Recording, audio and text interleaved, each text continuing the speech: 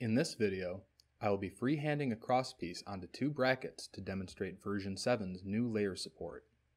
I've already drawn my brackets, so I need to go and open the CAD CAM file. Whenever I utilize the layer feature, I make sure to name my layers to avoid confusion later. I'll do that now. I'm going to draw the connecting part on another layer, so I'll click here to add a new layer. Again, I'm going to name it. For this layer, I'm also going to change the color to more clearly see it. Now, I'll go ahead and use the rectangle tool to draw the main body of the crosspiece. I hit the green check mark to accept the rectangle. With the layers feature in version 7, you can independently hide each layer. I'm going to hide our new layer right now by opening the layers dropdown and clicking the eye icon. Now I'll select the fastening holes. With all four selected, I'm going to copy and then paste them. I'll place them down here with another click. Now, I'm going to open the layers dropdown and make the crosspiece layer visible again.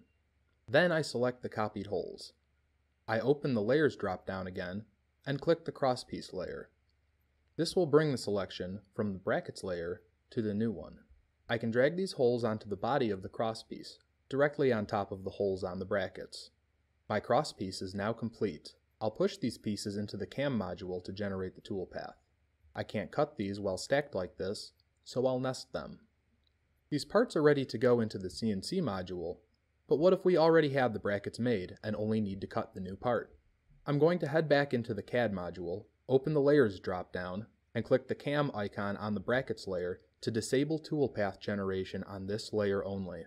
Then, I'll push the drawing back to CAM, where you can see that I only have my new piece. Once I push this into CNC, the G-code will generate and this piece will be ready to cut. This is only one use of the new layer support. I'm sure you can imagine many other applications for this powerful and helpful feature. Thank you for watching. Please contact us if you have any further questions or visit us online at FlashCutCNC.com.